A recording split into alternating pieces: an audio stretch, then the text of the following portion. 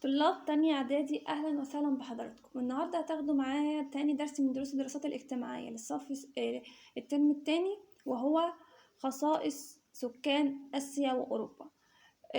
خصائص السكان يعني عايز أعرف المميزات بتاعتهم والصفات اللي بتميزهم. هدرس أول حاجة التركيب النوعي. يعني إيه نوعي؟ من اسمه كده نوعي، يعني عايزة أجيب الذكور والإناث نسبتهم كام ومين أكبر من مين. بالنسبة لقارة آسيا الذكور فيها أعلى من الإناث حسب النسب اللي عندي من 1950 لغاية الآن. الذكور بيبلغوا 51.1، والإناث 48.9. هو الارتفاع مش كبير ما بينهم، بس الذكور أعلى بسبب الهجرة العامة لدول الخليج في آسيا. طيب لما يجيلك سؤال بما تفسر ارتفاع الطفيف لنسبة الذكور في قارة آسيا بسبب هجرة العمل إلى دولة قارة آسيا خاصة إلى دول الخليج العربي. طيب نيجي لأوروبا، الذكور فيها أقل من الإناث حسب النسب اللي عندنا. الذكور 48.4%، والإناث 51.6%. طب إيه السبب بما تفسر؟ يجيلك سؤال زيادة نسبة الإناث عن الذكور في قارة أوروبا. ليه الإناث زايدين؟ بسبب انخراط دولة أوروبا في الحرب العالمية الثانية، وبالتالي فقدت أوروبا الكثير من الشباب اللي هم الذكور في الحرب.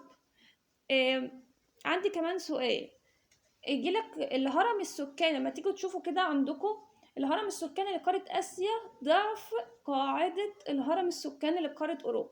يعني الهرم السكاني من تحت لآسيا أكبر من الهرم السكاني لأوروبا. إيه السبب؟ بسبب انخفاض المواليد لأوروبا. ندخل على تاني حاجة معانا، وهي التركيب العمري. من اسمه كده عمري، يعني عايز أعرف الفئات العمرية. وجينا الهرم بقسمه لثلاث أقسام. تحت عند فئة صغار السن، ودي لغاية سن 14 سنة. في النص سن العمل. فوق القمة كبار السن. ندخل على أول فئة معانا، وهي فئة صغار السن اللي بتبدأ من 14 لغاية 14 سنة. عندي بتبلغ نسبة في آسيا 22% من سكان القارة، أكبر من أوروبا. في أوروبا بيوصلوا 15.7 من سكان القارة. ما يجيلك سؤال بما تفسر انخفاض نسبة صغار السن في أوروبا عن آسيا؟ بسبب انخفاض معدل المواليد زي ما قلنا في أوروبا مقارنة بآسيا. طب إيه بما يجيلك سؤال تاني، بما تفسر عدد الأطفال في قارة آسيا 10 أضعاف عدد أطفال قارة أوروبا. في آسيا أعلى طبعا. ليه؟ بسبب حرص سكان آسيا على الزواج والإنجاب واتساع شريحة الشباب في سن الزواج. جيلك برضو سؤال، تهتم دول قارة آسيا وأوروبا بصحة فئة صغار السن؟ نتائج ذلك إيه؟ ساعد على ارتفاع العمر المتوقع للأجيال القادمة اللي هم بيتمتعوا بصحة جيدة، لأن في آسيا وأوروبا بيهتموا بصغار السن. ندخل على تاني فئة، وهي سن العمل. دي في النص. الفئة العمرية ليها من 15 ل 64. في آسيا وأوروبا الفئة ديت بتبلغ ثلثي سكان السكان عندهم. يجيلك سؤال، تبلغ نسبة فئة صغار سن العمل في آسيا وأوروبا ثلثي السكان بسبب امتلاك القارتين قوة عاملة تدعم اقتصادها. القوة العاملة ديت هي الناس اللي تقدر تشتغل، يعني مش السكان كلهم، الناس اللي هم يقدروا يشتغلوا، فبسميها القوة العاملة. كبار السن دول في قمة الهرم، دول لغاية من سن 65 في أقصى. في آسيا عشر السكان كبار سن، متوقع في 2050 اللي هم يوصلوا لخمس السكان. في أوروبا السكان كبار السن خمس السكان، متوقع في 2050 يوصلوا لثلث السكان. طيب أولى دول العالم في كبار السن هي دولة اليابان، رقم 2 إيطاليا. طيب يجيلك سؤال، تهتم الدول قارتي آسيا وأوروبا فئات كبار السن حيث توفر لهم الخدمات التكنولوجية، فيظهر ذلك في الاقتصاد. بنسميه الاقتصاد الفضي. الاقتصاد الفضي ده اللي هو بيهتم بالأنشطة الاقتصادية اللي بتدعم كبار السن. ندخل بقى على التركيب الاقتصادي. عايز أعرف الاقتصاد بالنسبة للصناعة والزراعة والخدمات اللي السكان بيشتغلوها نسبتهم فيها قد إيه؟ قال الصناعة في آسيا وأوروبا بتساويوا من حيث ربع القوى العاملة. فيهم بيشتغلوا في الصناعة، القوى العاملة الناس اللي بتقدر تشتغل زي ما عرفنا. بالنسبة للزراعة بتختلف في آسيا عن أوروبا. في آسيا خمس سكان، أوروبا ربع سكان قوى عاملة بيشتغلوا في الزراعة. أما باقي الخدمات الأخرى بيشتغلوا في التجارة والخدمات بقى باقي الأنشطة. ندخل بقى على الحاجات اللي معانا. تركيب اللغوي ده مهم جدا. تركيب اللغوي يعني اللغة. في آسيا تتخيلوا كام بقى لغة؟ 2300 لغة. تنوع لغوي كبير في آسيا، بها تلت لغات العالم. يبقى مين القارة اللي بها تلت لغات العالم؟ هي قارة آسيا. فيها 2300 لغة زي العربية والصينية والهندية والفارسية. أما أوروبا فيها 200 لغة، أقل تنوعا من آسيا. وفيها اللغة زي الإنجليزية، الفرنسية، الإيطالية، الأسبانية، الألمانية. عندي اللغة تؤثر طبعا على الهوية والثقافة والسياسة. زي اللغة العربية ساهمت في وحدة الدول العربية وثراء التراث الإسلامي والعربي. اللغة الأردية اللي بيتكلم بيها الشعب الباكستاني. في باكستان فرضت اللغة الأردية كلغة رسمية، وده ما عجبش الجزء الشرقي منها فانفصل، وهو حاليا اللي هو دولة بنجلاديش. ما يجيلك سؤال بما ما النتائج على قيام دولة باكستان بفرض اللغة الأردية كلغة رسمية؟ أدى إلى احتجاجات الجزء الشرقي منها وانفصل وأصبح دولة بنجلاديش حاليا. طب اللغة في وسط أوروبا، قالك تم ترسيم الحدود بها على أساس اللغة بعد الحرب العالمية الأولى. الخصائص التعليمية. الخصائص، ندخل بعد كده على الخصائص التعليمية لقارة آسيا وأوروبا.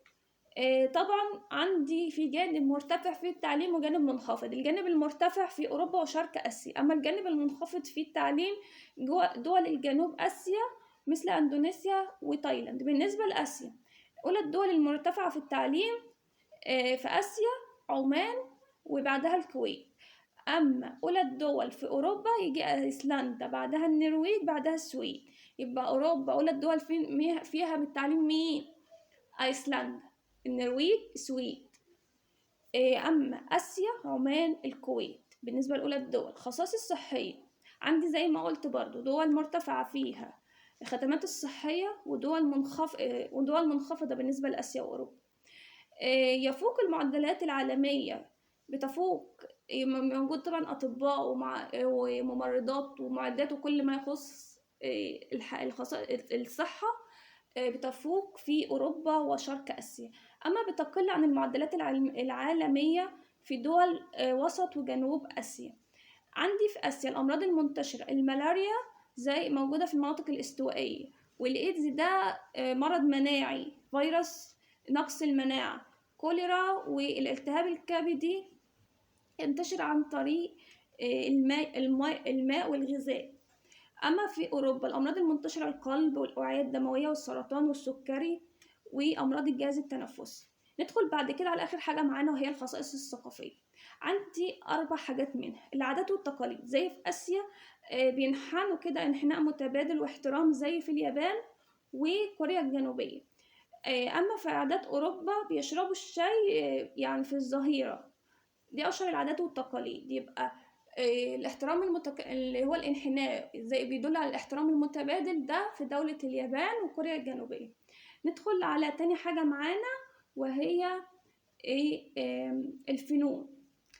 الفنون عندهم في آسيا آلات وترية وطبول زي في اليابان وكوريا والصين. الآلات اللي هي الآلات الوترية زي اليابان وكوريا والصين. أما أوروبا الموسيقى الأيرلندية والرقص الفولكلوري بإيطالي. يبقى أوروبا موسيقى أيرلندية ورقص فولكلوري إيطالي. يبقى الفنون مشهورة الوترية في اليابان وكوريا والصين. يابان كوريا الصين دي آلات وترية، يابان كوريا الصين. أما في أوروبا رقص فولكلوري وإيطالي وموسيقى إيرلندية. الأكلات، البيتزا الإيطالي في أوروبا، البيتزا الإيطالي موجود في أوروبا، والكريب فرنسي في أوروبا. أما آسيا سوشي الياباني. ندخل بقى على الحاجة المهمة اللي أنا كاتباها لكم، الحرف التراثية، بتركزوا لي عليها جامد. عندي حرف زي ما كاتبه لكم كده رسم على الخشب. في آسيا بيستخدمها دولة كوريا. أما أوروبا رسم على الخشب الدول الإسكندنافية، ودي موجودة دول شرق أوروبا. ده بالنسبة للرسم على الخشب، يبقى آسيا كوريا وأوروبا الدول الإسكندنافية في شرق أوروبا. طيب عندي مين المشهور في صناعة الزجاج؟ قال لي دولة إيطاليا. طب وصناعة السجاد اليدوي؟ قال لي إيران والهند. وصناعة الحرير اليدوي؟ الصين والهند. كده درسنا انتهى، أتمنى تكونوا فهمتوا. شكرا.